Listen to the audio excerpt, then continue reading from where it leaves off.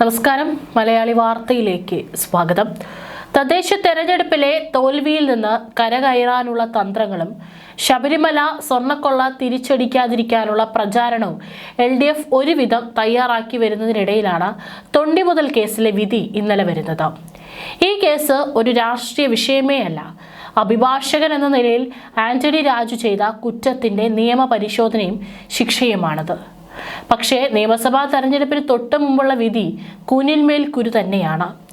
LDFിലെ ഘടകകക്ഷിയായ ജനാധിപത്യ കേരള കോൺഗ്രസിന്റെ സ്ഥാപകനായ നേതാവ്, തിരുവനന്തപുരം മണ്ഡലത്തിൽ സാമുദായിക വോട്ടടക്കം നേടി വിജയിക്കാനാകുമെന്ന് LDF പ്രതീക്ഷിക്കുന്ന നേതാവ്, ഇതെല്ലാമായ ഒരാളാണ് അയോഗ്യതയിൽ പുറത്തു നിൽക്കേണ്ടി വരുന്നത് എന്നതാണ് ഈ വിധിയിലെ രാഷ്ട്രീയം. കേരള കോൺഗ്രസ് BK രണ്ടാം ഊഴം മാറ്റിവെച്ചുകൊണ്ടാണ് ആദ്യ ഊഴത്തിൽ ജനാധിപത്യ കേരള കോൺഗ്രസിന്റെ ഒരേയൊരു ജനപ്രതിനിധിയായ ആന്റണി രാജു മന്ത്രിയായത്. തൊണ്ടിമുതൽ തിരിമറി കേസ് അന്നു മുതലേ കോടതിയുടെ പരിഗണനയിലുണ്ടായിരുന്നുവെങ്കിലും ഒരു ഭീഷണിയാകുമെന്ന സൂചന ആന്റണി രാജുവിനോ LDFിനോ ഉണ്ടായിരുന്നില്ല. 13 വർഷത്തിന് ശേഷമാണ് ഇപ്പോൾ ശിക്ഷ വരുന്നത്.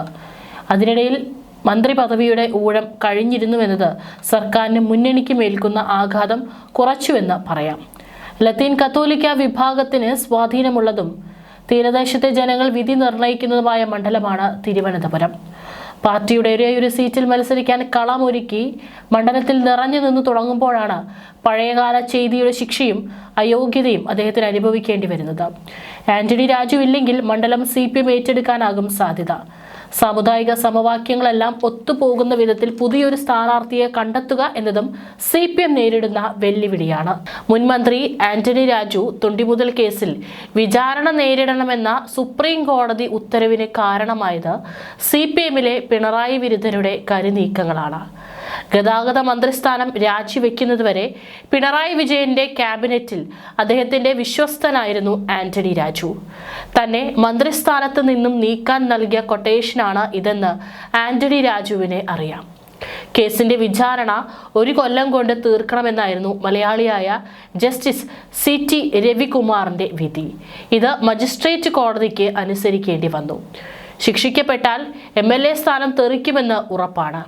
മത്സരിക്കാനും കഴിയില്ല. പിണറായിക്ക് നൽകിയ പണിയാണ് രാജുവിനെ ഏറ്റത്.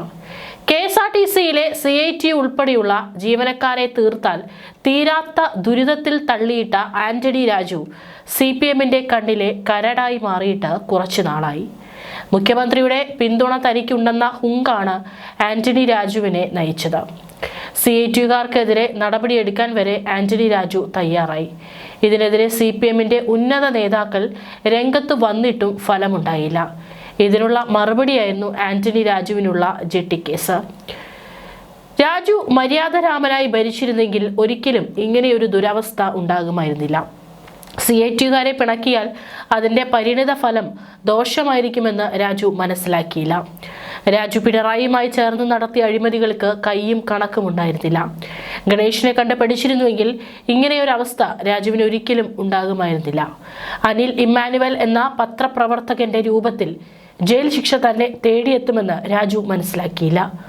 ആന്റണി രാജു ഉൾപ്പെട്ട ലഹരി കേസിലെ തെളിവ് നശിപ്പിക്കാൻ വിദേശ പൗരൻ കൈക്കൂലി നൽകിയെന്ന ഇന്റർപോൾ റിപ്പോർട്ട് പുറത്തായത് അദ്ദേഹം ഗതാഗത മന്ത്രിയായിരിക്കെയാണ്. ഇത് മാധ്യമങ്ങൾക്ക് നൽകിയതും പാർട്ടിക്കാരാണത്രേ. കേരള പോലീസിന് ഇന്റർപോൾ നൽകിയ റിപ്പോർട്ടിന്റെ അടിസ്ഥാനത്തിലായിരുന്നു ആന്റണി രാജുവിനെതിരായ കേസ് അന്വേഷണം വീണ്ടും തുടങ്ങിയത്. ആന്റണി രാജു തെളിവ് നശിപ്പിച്ചതുവഴി രക്ഷപ്പെട്ട വിദേശ പൗരൻ പിന്നീട് ഓസ്ട്രേലിയയിൽ കൊലക്കേസിലും പ്രതിയായിരുന്നു. ജന്മന ക്രിമിനലാണ് വിദേശ പൗരൻ. കേരള പോലീസിന് ഇന്റർപോൾ റിപ്പോർട്ട് വേണമെങ്കിൽ മുക്കാമെന്നിരിക്കെ അത് പൊക്കിക്കൊണ്ടുവന്ന് രാജുവിനെ തുറങ്കിലടയ്ക്കാൻ കരുക്കൾ നീക്കിയതിന് പിന്നിൽ വ്യക്തമായ ലക്ഷ്യമുണ്ടായിരുന്നു. അടിവസ്ത്രത്തിൽ മയക്കുമരുന്ന് കടത്തി പിടിയിലായ ഓസ്ട്രേലിയൻ പൗരനെ ആന്റണി രാജുവും കോടതി ക്ലർക്കും ചേർന്ന് രക്ഷിച്ച കേസിലെ അട്ടിമറി കേരളത്തിൽ ചർച്ചയായിട്ട് വർഷങ്ങളായി. ആന്റണി രാജു പ്രതിയായ കേസ് ആദ്യം കേരള പോലീസ് അട്ടിമറിച്ചെങ്കിലും കേസിന് വീണ്ടും ജീവൻ വയ്ക്കാൻ കാരണം ഇന്റർപോൾ റിപ്പോർട്ടാണ്. ലഹരിക്കേസ് പ്രതി ആൻഡ്രൂ സാൽവദോർ സാർവലി ഓസ്ട്രേലിയയിൽ കൊലക്കേസിൽപ്പെട്ടതോടെയാണ് തട്ടിപ്പിന്റെ കഥ പുറത്തായത്. ഓസ്ട്രേലിയൻ പോലീസ് ഇന്റർപോൾ മുഖേന 1996 ജാനുവരിയിൽ തിരുവനന്തപുരം പോലീസ് ആസ്ഥാനത്തേക്ക് കത്തയച്ചു. ഇടത് സർക്കാർ ഭരണകാലത്ത് ഈ റിപ്പോർട്ട് ഏറെക്കാലം പോലീസ് ആസ്ഥാനത്ത് പൂഴ്ത്തിവെച്ചു. പിന്നീട് സർക്കാർ മാറിയതോടെ ദക്ഷിണമേഖല IGTP സെൻകുമാറാണ് ഇന്റർപോൾ റിപ്പോർട്ടിന്റെ അടിസ്ഥാനത്തിൽ തൊണ്ടി മുതൽ നശിപ്പിച്ച കേസ് വീണ്ടും അന്വേഷിക്കാൻ നിർദ്ദേശിച്ചത്. അന്വേഷണത്തിൽ നടത്തിയ ഫോറൻസിക് പരിശോധനയിൽ തൊണ്ടി മുതലായ അടിവസ്ത്രം വെട്ടിച്ചെറുതാക്കി മറ്റൊരു നൂലുകൊണ്ട് തുന്നിയതായും കണ്ടെത്തി. ഇന്റർപോൾ വരെ റിപ്പോർട്ട് ചെയ്ത അപൂർവമായ കേസ് വിചാരണ പോലും പൂർത്തിയാകാതെ ഇഴഞ്ഞു നീങ്ങി. വിചാരണ തുടങ്ങാത്തതിനെതിരെ CPM പിന്തുണയോടെ ചിലർ ഹൈക്കോടതിയെ സമീപിച്ചു. 2014 ഏപ്രിൽ 30-നാണ് കേസ് വിചാരണയ്ക്കായി പരിഗണിക്കാൻ തുടങ്ങിയത്. ലഹരിമരുന്നുമായി എത്തിയ ആളെ രക്ഷപ്പെടുത്താൻ തൊണ്ടി മുതൽ മാറ്റി കോടതിയെ കബളിപ്പിച്ചു എന്നതാണ് ആന്റണി രാജുവിനെതിരായ കേസ്. മുൻപ് തിരുവനന്തപുരം വെസ്റ്റിൽ നിന്നും ജയിച്ച ആന്റണി രാജു പിന്നീട് ജയിക്കാത്തത് ജെട്ടി മോഷണത്തെ തുടർന്നാണ്. 1994 വഞ്ചൂർ പോലീസ് സ്റ്റേഷനിൽ രജിസ്റ്റർ ചെയ്ത കേസാണ് ഇതിനാധാരം. ലഹരിക്കടത്തിൽ കുടുങ്ങിയ വിദേശിയെ രക്ഷിക്കാൻ കോടതിയിലെ തൊണ്ടി മുതൽ മാറ്റിയതിനെ 1994 എടുത്ത കേസിൽ കോടതിയിൽ ഹാജരാകാൻ ആന്റണി രാജു തയ്യാറായില്ല. 2014 മുതൽ ഇതുവരെ 22 തവണ കേസ് പരിഗണിച്ചെങ്കിലും വിചാരണ തുടങ്ങാൻ പോലും ആകാത്ത രീതിയിൽ കേസ് നീട്ടിക്കൊണ്ടുപോയി. ആന്റണി രാജു തിരുവനന്തപുരം വഞ്ചൂർ ബാറിലെ ജൂനിയർ അഭിഭാഷകനായിരുന്ന സമയത്താണ് തൊണ്ടി മുതൽ മാറ്റിയ സംഭവമുണ്ടാകുന്നത്. അടിവസ്ത്രത്തിൽ ഒളിപ്പിച്ച 61 ഗ്രാം ഹാഷിഷുമായി ഓസ്ട്രേലിയക്കാരൻ ആൻഡ്രൂ സാൽവദോർ സെർവലി 1990 ഏപ്രിൽ 4-നാണ് തിരുവനന്തപുരം വിമാനത്താവളത്തിലെത്തിയത്. തിരുവനന്തപുരം സെഷൻസ് കോടതിയിൽ കേസ് വിചാരണയ്ക്ക് എത്തിയത്. ആന്റണി രാജു തന്റെ സീനിയർ സെലിൻ വിൽഫ്രഡുമായി ചേർന്ന് പ്രതിയുടെ വക്കാലത്തെടുത്തെങ്കിലും കേസ് തോറ്റു. 10 വർഷം തടവും 1 ലക്ഷം രൂപ പിഴയും വിധിച്ച് Thiruvananthapuram sessions judge KV Sankaranarayanan ഉത്തരവിറക്കി. എന്നാൽ തൊട്ടു പിന്നാലെ ഹൈക്കോടതിയിൽ അപ്പീൽ ഫയൽ ചെയ്തു. കുഞ്ഞിരാമ മേനോൻ വക്കീലായിരുന്നു പ്രതിക്ക് വേണ്ടി വക്കാലെടുത്തത്. ഹൈക്കോടതി പ്രതിയെ വെറുതെ വിട്ടു.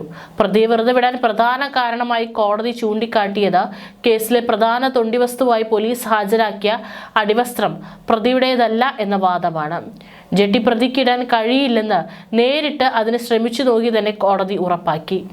ഇതിന്റെ അടിസ്ഥാനത്തിൽ കോടതി പ്രതിയെ വെറുതെ വിട്ടു. തൊട്ടു പിന്നാലെ ആൻഡ്രൂ രാജ്യം വിട്ടു. ഇതെങ്ങനെ സംഭവിച്ചു എന്നാണ് വിചാരണ കോടതി ഞെട്ടിയത്. കേസിൽ കൃത്രിമം നടന്നുവെന്ന് അന്വേഷണ ഉദ്യോഗസ്ഥൻ മനസ്സിലാക്കി. കേസ് അന്വേഷിച്ച CI KK ജയമോഹൻ ഹൈക്കോടതി വിജിലൻസിന് പരാതി നൽകി. 3 വർഷം നീണ്ട പരിശോധനയ്ക്കൊടുവിൽ വിഷയത്തിൽ കേസെടുത്ത് അന്വേഷണം നടത്താൻ പോലീസിന് ഹൈക്കോടതി നിർദ്ദേശം നൽകി. ഇതിനിടെ ആന്റണി രാജു ആദ്യമായി നിയമസഭാ അംഗമായി. 2002 കേസിന് തെളിവില്ലെന്ന് കണ്ട് കേസ് അവസാനിപ്പിക്കാൻ പോലീസ് ശ്രമിച്ചു. ഇതിനായി കോടതിയിൽ ഇത് ചൂണ്ടിക്കാട്ടി റിപ്പോർട്ട് നൽകി. അന്ന് AK ആന്റണി ആയിരുന്നു മുഖ്യമന്ത്രി. കേസിൽ നിർണായകമായ വഴിത്തിരിവുണ്ടായത് 2005-ലാണ്.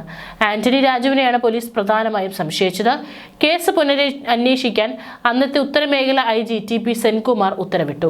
അസിസ്റ്റന്റ് കമ്മീഷണർ വക്കം പ്രഭയാണ് കേസ് അന്വേഷിച്ചത്.